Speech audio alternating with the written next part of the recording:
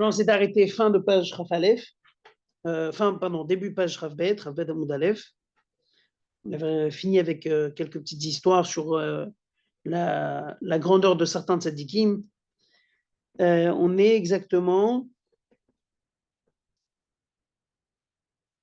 On est dans les longues lignes en haut de la page. Les longues lignes, c'est deuxième des grandes lignes. La deuxième des grandes lignes, Rabbi Broka Chosa, à la fin de la ligne. Alors, Rabbi Broka Chosa, Avashriach Beshuka. Il se trouvait dans le marché des Vélaft, de la ville de Laft. Avashriach Eliyahu Gabel, Eliyahu Navi est à côté de lui. Il demande à Eliyahu Navi, c'est un grand tzaddik, donc il parlait avec Eliyahu Navi, il lui dit, est-ce que dans le marché tu vois quelqu'un que c'est sûr qu'il passe au Lamaba? Amar Lelo, il lui a dit non. Il a dit personne, on est sûr de personne pour le moment. De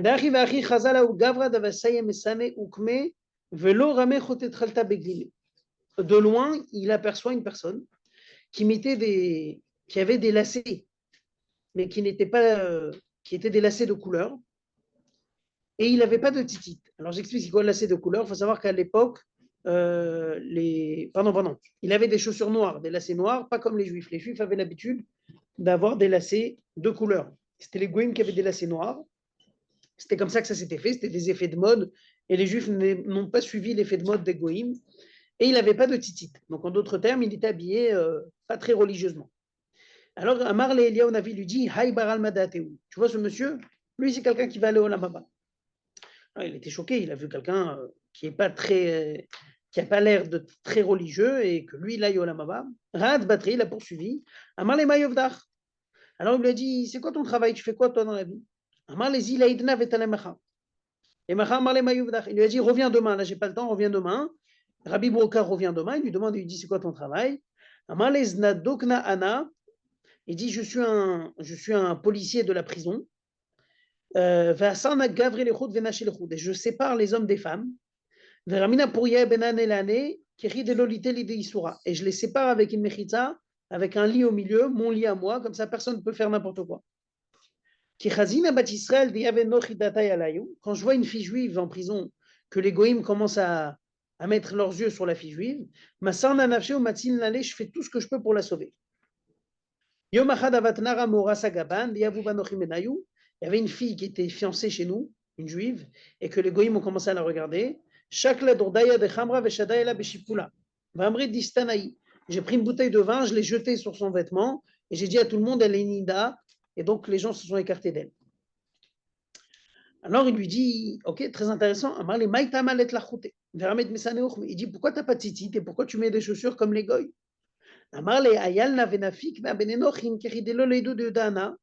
Il dit tout simplement, moi je tourne tout le temps entre des goïms et j'ai pas envie qu'ils sachent que je suis juif.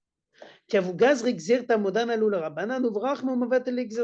dit, quand j'entends qu'ils sont en train de parler et qu'ils allaient faire un nouveau décret sur les juifs, je vais en cachette chez les chachamim, je leur dis, et eux ils font tout le nécessaire pour justement annuler le décret. Alors il lui dit, alors il lui demande, Rabbi Broka, hier quand je t'ai demandé, tu fais quoi? Tu m'as dit, reviens demain.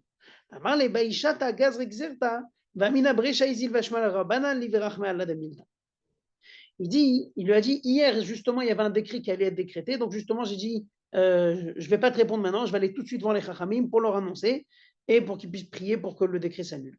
Donc ça c'était ce monsieur duquel on a dit qu'il est au Lamaba, donc quelqu'un que des fois il a l'air complètement pas dans l'inanime, et malgré ça, son Messire Nefesh pour un autre juif, c'est ce qui lui apporte une certitude avant le Lamaba.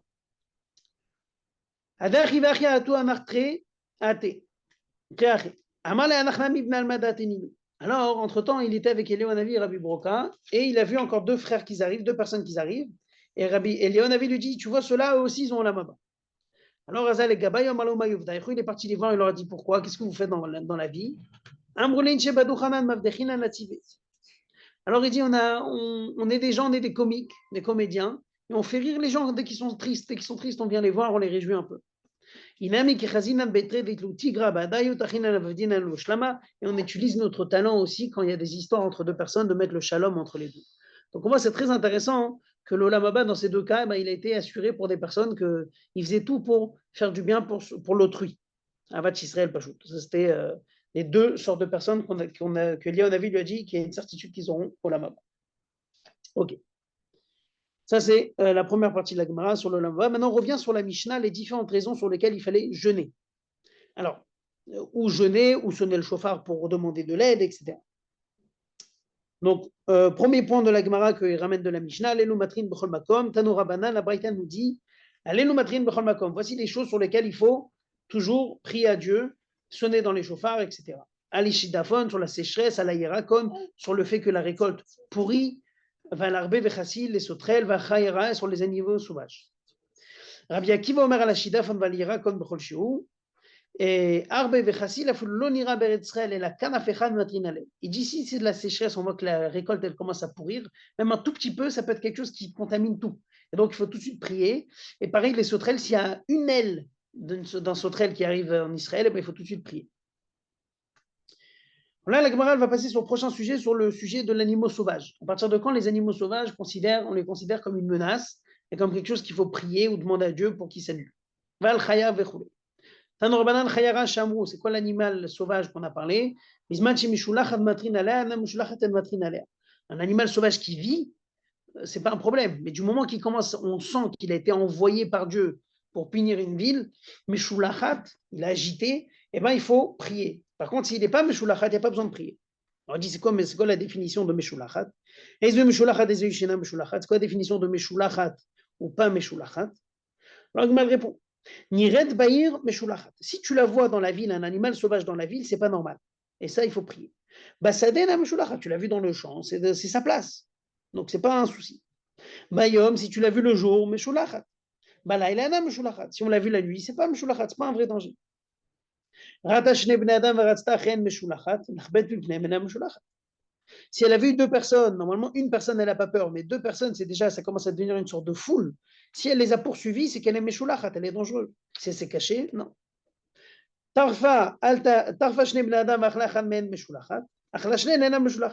Si elle a tué deux hommes, elle a mangé un des deux, c'est qu'elle est dangereuse. Si elle a mangé les deux, c'est qu'elle avait faim, donc elle n'est pas dangereuse. Intéressant. Il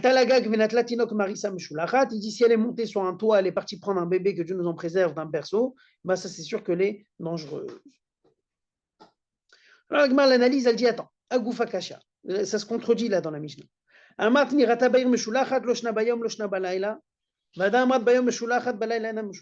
Au début, tu me dis que si je la vois dans la ville pour X raison, que ce soit le jour ou la nuit, c'est un danger, c'est problématique. Après, tu me donnes une autre condition du jour ou de la nuit. Comment on arrange ces deux conditions? Elle dit non, Lokasha, comme ça, il faut lire. Achikama. Si tu vois dans la ville et le jour, c'est là qu'elle est dangereuse. Par contre, si tu l'as vu dans la ville, mais c'était la nuit, elle n'est pas dangereuse. Ou bien par exemple dans le champ, même le jour, bien sûr, c'est pas dangereux. Donc c'est uniquement si c'est dans la ville et le jour, c'est là où c'est dangereux. Alors la Gemara continue à analyser, elle dit attends, tu m'as dit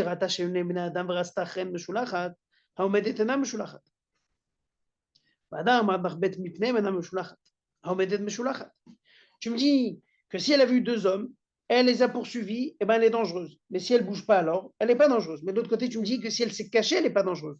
Donc si elle ne bouge pas, c'est qu'elle est dangereuse. En d'autres mots, tu me parles de deux cas. Tu me parles de deux cas extrêmes. Un, qu'elle s'est cachée des gens, et l'autre, qu'elle les a poursuivis. Mais qu'est-ce que tu fais avec le cas du milieu où elle s'est juste tenue, elle n'a pas bougé?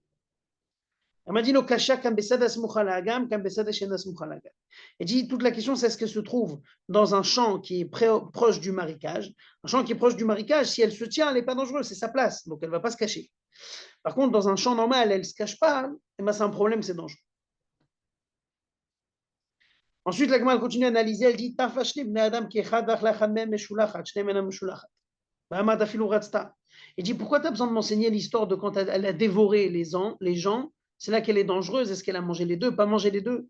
Tu m'as dit que du moment qu'elle ne s'est pas cachée, c'est déjà dangereux. Justement, il dit effectivement, on parle d'un cas où c'était dans son endroit, c'est-à-dire dans le champ près du marécage, et là-bas, elle ne se sent pas gênée du tout de tuer les gens. Bah, si elle a mangé les deux, là, elle est dangereuse. Là, elle n'est pas dangereuse parce que c'est-à-dire qu'elle avait faim. Si elle a tué qu'un, c'est là qu'elle est dangereuse. Elle a tué juste pour tuer. Amarav Papa, pardon, Goufa. Alta la gag ve natla tinok marisam shulachat. Pshita Amarav Papa qui est de tsaide.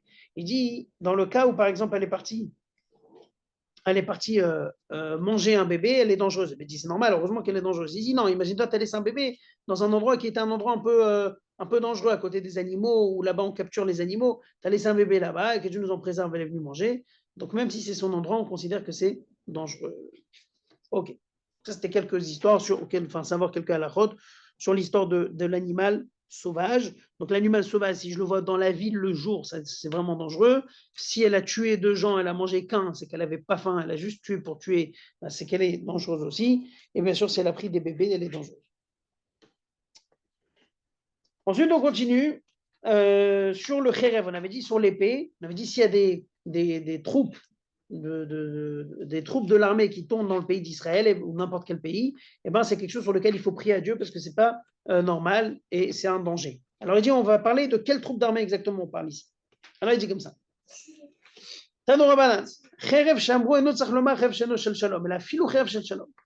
Il te dit ici, il ne s'agit pas juste des troupes d'armée qui vont faire la guerre contre nous, même des troupes d'armée qui essayent juste de passer parmi nous pour aller quelque part d'autre, eh ben, c'est quelque chose sur lequel il faut prier parce que c'est jamais une évidence que tout se passe bien.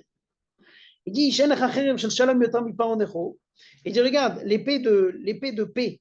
Ce qui est l'épée de paix, c'est Paro Necho qui est en alliance avec les rois, c'était Paro, un des rois d'Égypte, qui était en alliance avec les rois d'Israël à l'époque, avec Yoshiaou. Et Yoshiaou, le roi Yoshiaou, à cause de l'épée de paix de Paro, ben, il a fini par faire la guerre contre lui. Chez Neymar, et il dit, c'est marqué,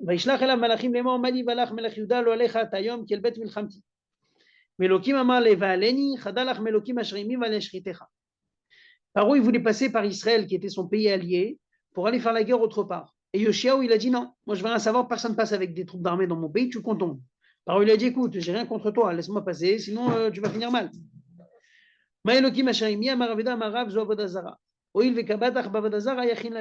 Et Yoshiaou, il a fait une erreur. Pourquoi? Parce qu'il s'est dit ah, Paro, il est en train de compter, il dit c'est son Dieu qui va le sauver. Il pense que son Dieu d'Avodazara va l'aider. Mon Dieu, il est plus fort. Et c'est pour ça, après,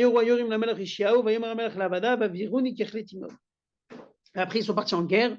Et c'est là que Yoshiaou, il a été blessé dans cette guerre parce que Dieu n'était pas avec lui sur cette guerre-là. Dieu comptait qu'il laisse passer justement l'épée de Paro. Alors ils ont troué complètement son corps par des flèches. En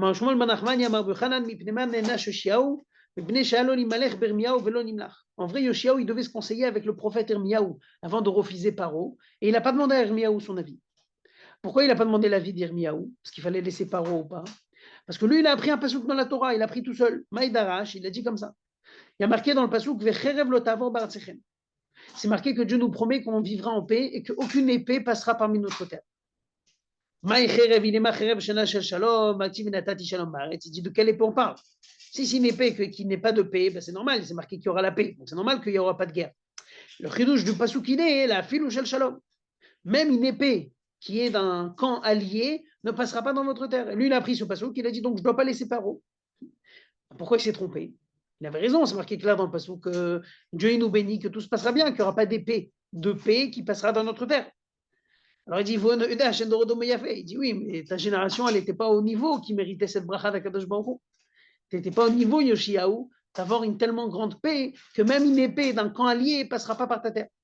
Et donc, effectivement, il devait laisser Paro. Quand il était en train de mourir, alors, Irmiaou, il s'est rapproché de son lit de Yoshiaou, du roi Yoshiaou, pendant qu'il était en train de mourir.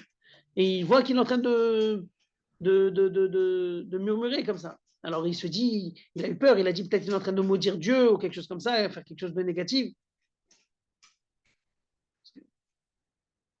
C'est bon.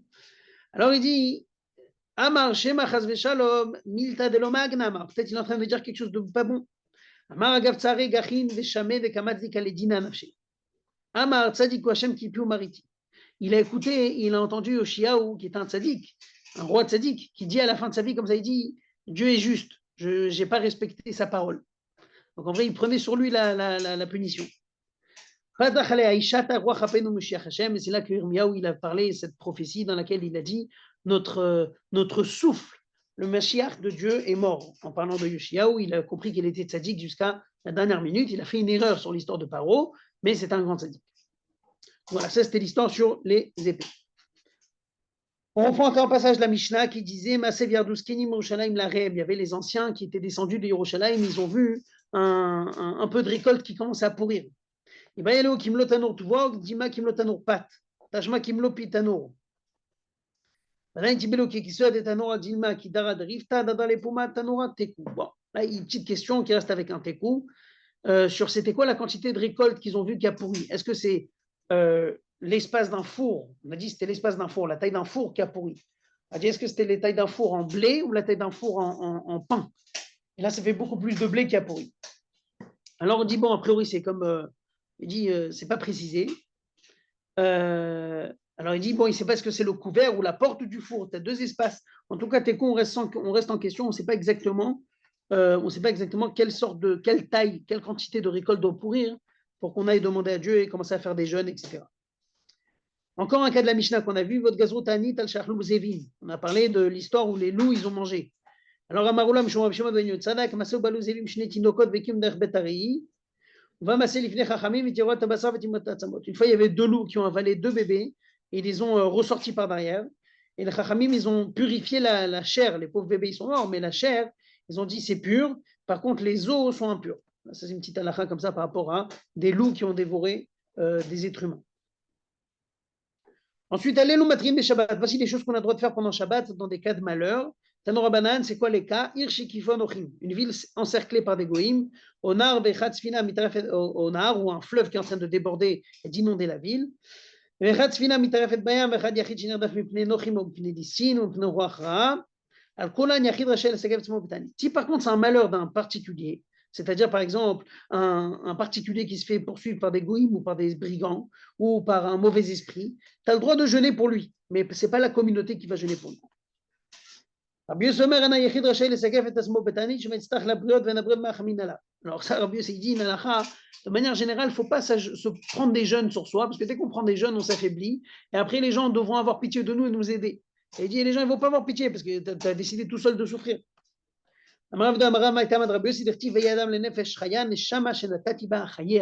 C'est marqué qu'on n'a pas le droit de jeûner beaucoup parce que Akadosh Baruch Hu nous a donné une neshama dans notre corps et c'est à nous de la faire vivre. Et donc c'est à nous de lui donner à manger. Et on ne peut pas jeûner et s'affaiblir, avoir besoin d'être assisté. Voilà, ce n'est pas le but. Shimon Atemani Omer Afala Dever lui dit même sur la peste, les sages disent que Shabbat, et ben sur la peste, on ne fait pas des prières spéciales, mais la semaine, on peut. Au Dimalodo Loklan. Ou bien, même la semaine, on ne peut pas. Tashma de Tanya Matrina Adever Beshabbat, Tzachlomar Bechol. Abrichanan ben Pitom, Talmido Shrabi Akiva, Mjmoa Bakiva, Omer, En Matrina la Dever Kolika. En vrai, la marloquette, elle est, c'est pas la Shabbat et la semaine. C'est un avis qui tient que sur la peste, et ben on prie et Shabbat et la semaine. Un autre avis qui dit pas du tout, ni Shabbat ni la semaine, c'est pas quelque chose sur lequel on va prier. Ensuite, la Mishnah, elle a continué avec la dernière halakha qui dit Al-Kol Tsara Shelotavo la Tibour, chaque malheur qui arrive à la communauté, il faut prier. Tanura Banan. Al-Kol Tsara Shelotavo la Tibour, Matrin Ala Chutz Kshamim. Le seul malheur qu'on n'a pas le droit de prier, c'est quand il y a trop de pluie. Il ne faut pas prier quand il y a trop de pluie. On ne demande pas à Dieu d'arrêter le bien qu'il nous envoie. Donc, on sait qu'il ne faut pas prier sur le bien que Dieu nous envoie. C'est marqué qu'Akadosh Baruch Hu nous dit ramenez le maaser et je vous enverrai de la bracha ad blidai, sans fin. Mayad blidai amarami barav yod ad shivlu siftotechem ilomadai. C'est quoi ad blidai? C'est quoi sans fin? C'est ad shivlu siftotechem, c'est-à-dire jusqu'à que vos lèvres s'affaiblissent tellement qu'ils disent à Dieu dai, ça y est, ça suffit. Rami dit non, en Israël, on ne demande pas à Dieu d'arrêter, mais quand on est à Bavel, eh ben, on demande à Dieu d'arrêter la pluie, parce que là-bas, on peut vraiment arriver à des inondations. C'est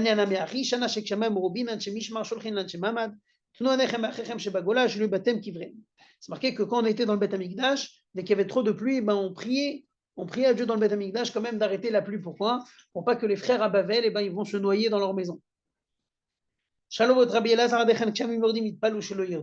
Et dit jusqu'à quand la pluie elle descend et on commence à prier que ça s'arrête. Il dit si une personne elle se tient sur un rocher haut et là-bas il y a l'eau qui arrive là-bas à la tête du rocher, il commence à toucher avec ses pieds l'eau, là c'est dangereux. Il dit c'est en vrai c'est marqué les mains, mais en vrai c'est les pieds. À partir du moment où les pieds touchent l'eau. אמר רבא בר בר חנא לדידי חזלי קרן אופל דקמא ותניא קרן גמלה כדרוכמה בידי מתחזי ניבה.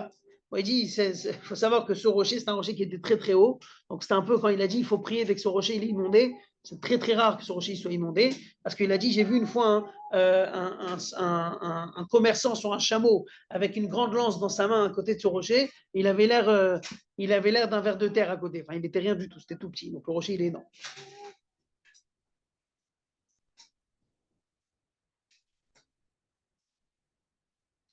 Ok, on continue encore un peu.